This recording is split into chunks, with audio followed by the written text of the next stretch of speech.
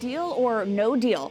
As we enter the weekend, it is not clear what the diplomatic situation is in the negotiations between the U.S. and Iran over ending the war. On Friday, President Donald Trump said a deal to end the war was being finalized and that he might send Vice President J.D. Vance to Europe to sign it as early as this weekend.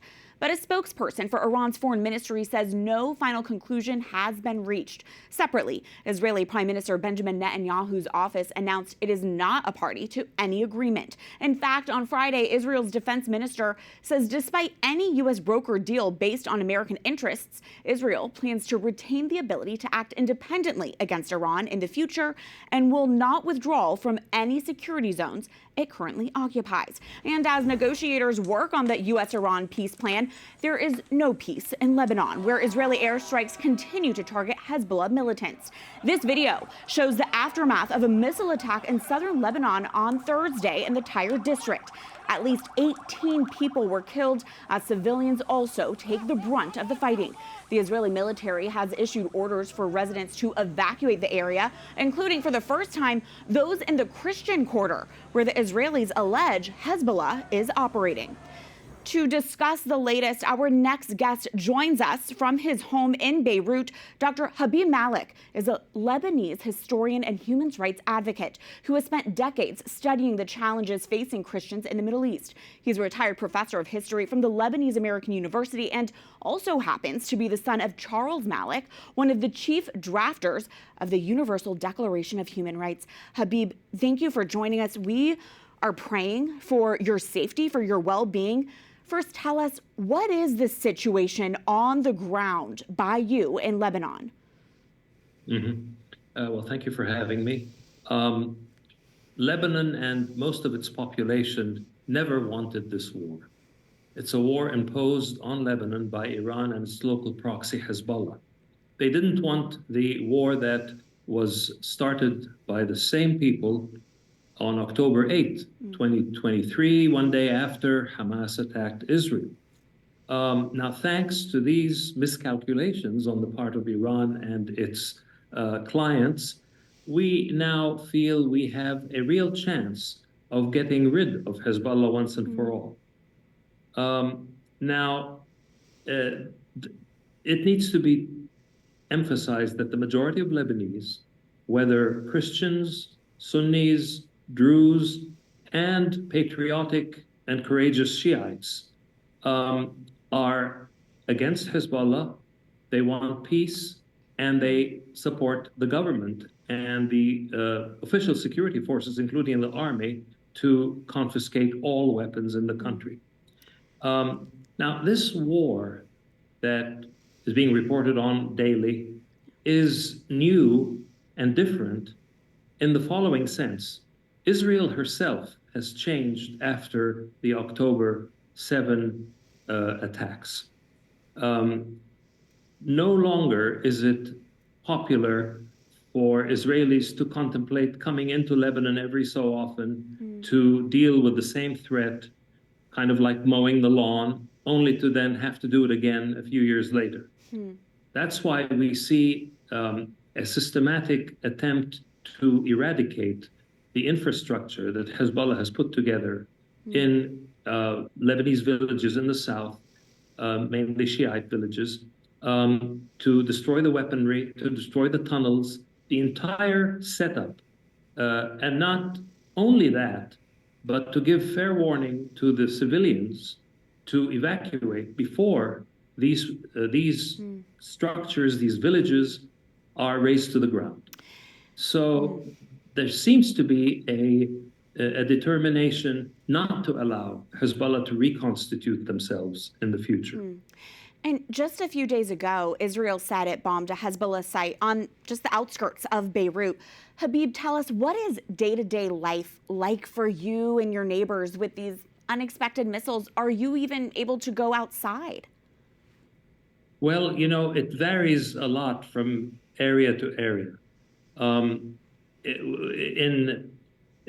Obviously in the south, in the southern suburbs of Beirut, in other areas where Hezbollah have managed to infiltrate and to actually store weapons and even fighters, it's a very dangerous situation. Actually, Israeli strikes have been quite precise and targeted, with plenty of advance warnings to civilians to evacuate the potential target areas. But the unpredictability that you're talking about in terms of being bombed comes really in two ways. First, Hezbollah itself fires indiscriminately, not only into Israel, but at Lebanese villages, including Christian villages in South Lebanon. And they actually infiltrate sometimes and launch rockets and ordnance at Israel from these villages, including from the local church's courtyard, only to have this call retaliation from Israel. And this is done deliberately by Hezbollah to endanger the Christians there.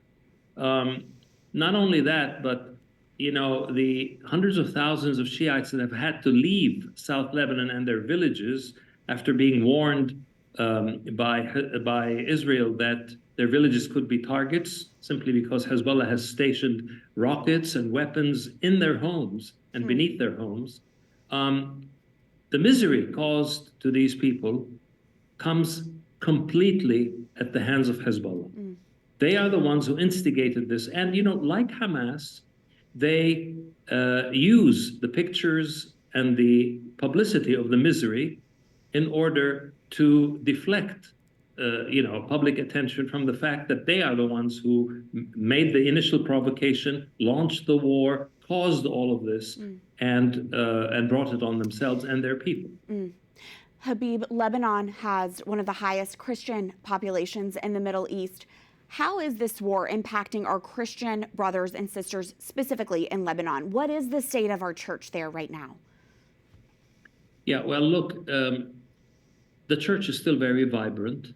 And I go to Mass every Sunday, and Masses are full. However, I can say that in general, there is relief among the Christians that the strategy followed by Hezbollah for years, especially under their previous leader, Hassan Nasrallah, of kind of slowly